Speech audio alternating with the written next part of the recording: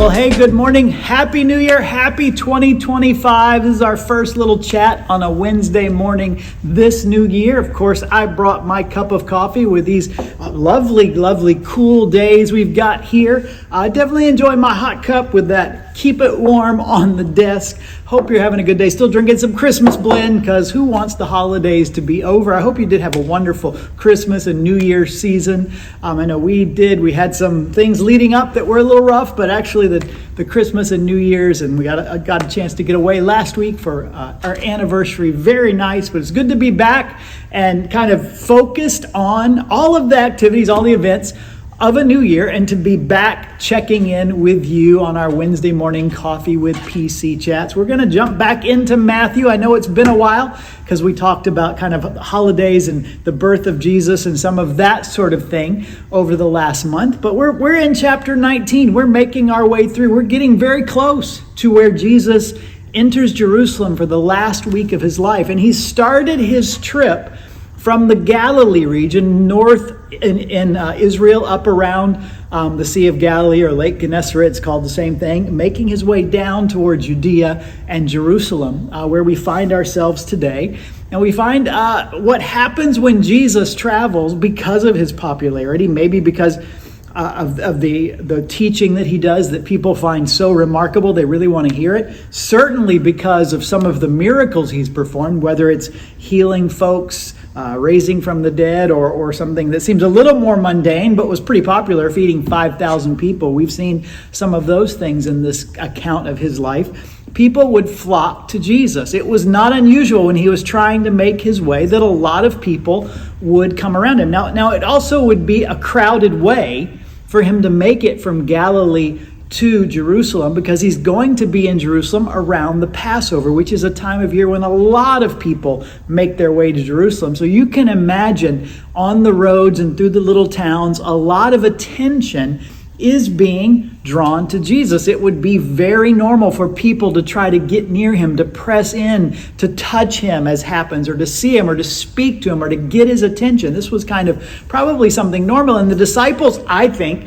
probably fashioned themselves as sort of his bodyguards, sort of his crowd control, that they were trying to get him along the road without too much of a distraction. And where we find ourselves in chapter 19 is a place where people are pressing in, but specifically it says that people are bringing children to Jesus so that he'll bless them, he'll pray for them. I think about children, and certainly the holidays are better. Can I say that? I mean, I love the holidays anyway, Christmas and whatnot, but if you have a little one in your house for Christmas, for those celebrations, to go through that, whether it's the look in their eye when they see the decorations, or whether it's, if they go visit Santa, or whether it's opening presents and seeing the gifts, just the excitement and the wonder and the purity of their innocence really makes holidays special. While our kids are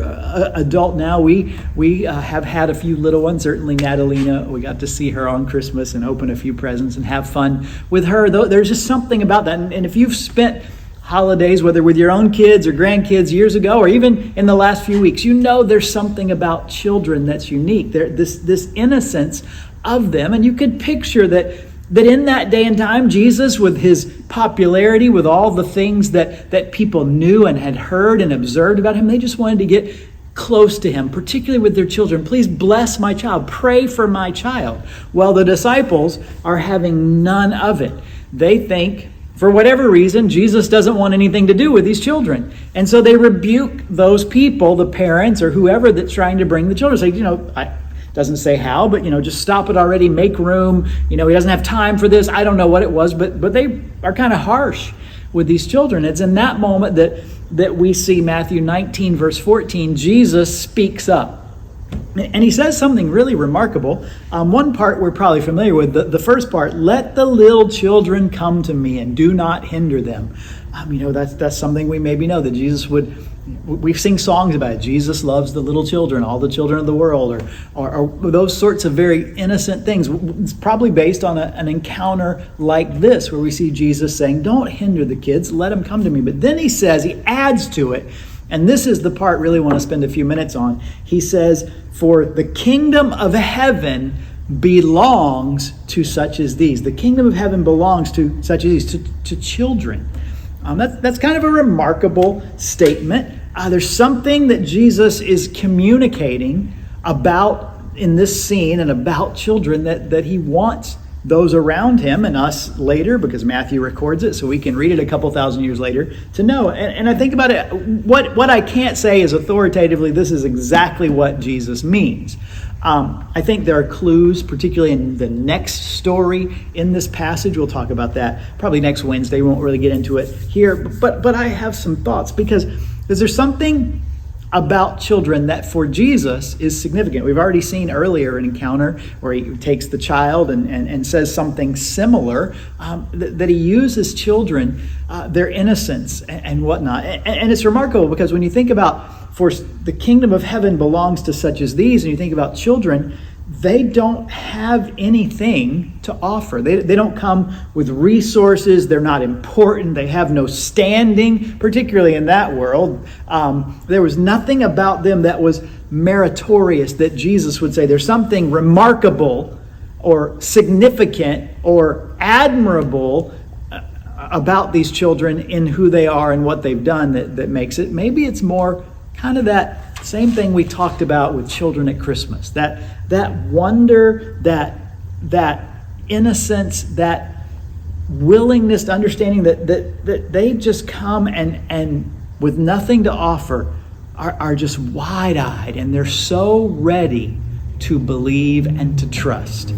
And maybe that is exactly what Jesus is getting at. I certainly think it's worth considering, even though we don't have it spelled out. Jesus doesn't say the reason the kingdom of heaven belongs to children is this, but trying to understand what it is about children. This is kind of where I and others, probably if you've heard talk about this verse before, land. When we approach Jesus, we come with the faith of a little child. That's another kind of biblical idea that's reinforced here. What does that mean? Well, I think it means, on the one hand, we understand that we really have nothing to bring.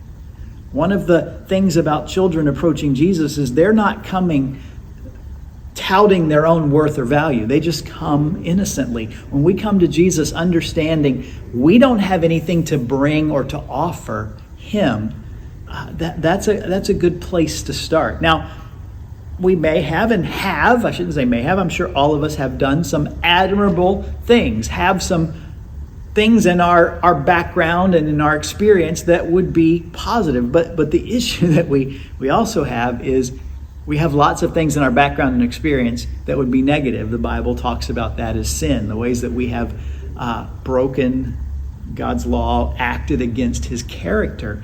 And so whatever is to our credit is marred or is tainted by that which we've done wrong. I could use a lot of examples for that. It doesn't take a lot of dirt in a glass of water to make me think I'm not going to drink that. If I turn on the faucet and I see some sediment in my cup, I'm probably going to pour it out, let the water run, see if it'll flush out and get something else. Or maybe go to another faucet and say, I'm not drinking out of that one. See, it doesn't take much for us to understand. And our lives are like that. There's some sediment in us. And so we have to understand when we come to Jesus, just like a child would, there's nothing that we bring that he needs. There's nothing that we bring that he necessarily looks and admires and says, oh, wow, it's wonderful. Look how good you are. No, we understand that even our best is marred by sin. And we need to come, I think, as well with an understanding of our dependence on him. And specifically on his grace. When children are young, they understand, even as they try to assert their independence, ultimately they know, especially the younger they are, just how dependent they are on their parents or on their caretaker. So much they can't do, and they just ask and trust. And so when we come to Jesus, we need to have that same sense of dependence on him. We're not bringing anything, say, you need me, Jesus. No, we come to him and say, I need you. I particularly know what I need from you. I need your grace that covers, that forgives my sin. And then it's kind of that innocent belief and faith that children have. The wide-eyed wonder at things that they experience and just kind of take it all in. You know, when we've been around the block a few years or a few decades, and especially if we've been in church world and been to services and heard sermons and read this story, we can become just a little bit too familiar with it, a little bit, dare I say, jaded. That familiarity, as the saying goes, that breeds contempt.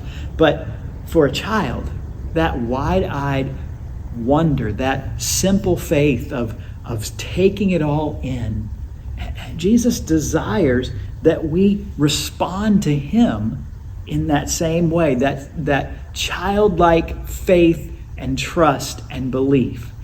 And when we do that, maybe we'll find out that just like Jesus says here in Matthew 19, the kingdom of heaven can belong to us when we have those kind of qualities to us. Understanding that the best that we have to offer Jesus is stained and marred by our sin, and that we are totally dependent on his goodness and his love and his grace and his mercy and his forgiveness. And so we approach him with the faith to ask and to believe and to trust, like a child trust those who care for them. And I think when we find that, we find out that the kingdom of heaven, that rule and reign of God that's promised, that closeness and that eternal relationship with our Creator who made us in his image, can be restored, and we can experience exactly what Jesus had in mind, exactly what Jesus came to live and to die and to rise again for. That's what we're going to be talking about. So we always talk about around here in some way or another. We look at it from different angles. So we'd love to have you join us. Sunday mornings, 9 a.m. is our worship service. We are on the internet, Facebook. We try to get them out there if you're not able to be with us. But if you're able, we encourage you to join us. We'd love to have you with us here in worship, 9 o'clock. Have a cup of coffee on the back table if you need a little pick-me-up. And we're going to talk about the life and ministry of Jesus, specifically about the longest sermon recorded in the Bible that Jesus gave. We call it the Sermon on the Mount. We're working our way through the Sermon on the Mount so we can understand more who he is and his kingdom, because I think the Sermon on the Mount is about the kingdom of heaven. The very thing that he says here belongs to these childlike people of faith. We're going to talk about what that means and how we can come to be a part of it and experience it. So please, if you get a chance, join us. We also have dinner a little bit later tonight, 4:30. We start serving meatball subs, I think. So if you need a bite to eat, love to have you join us for that. But thanks, as always, for spending a few minutes with me. I am going to go finish my last little bit, half a cup or so of coffee here. Try to stay warm on this cool morning. Actually, I love it. I shouldn't say that. I shouldn't act like I'm cool. I've come to love the cooler weather. And so I'm going to enjoy every one of these days we have, because we know it won't be many months where it'll just be hot, hot. So let's enjoy it. Have a great day, and would love to see you join us in worship on Sunday.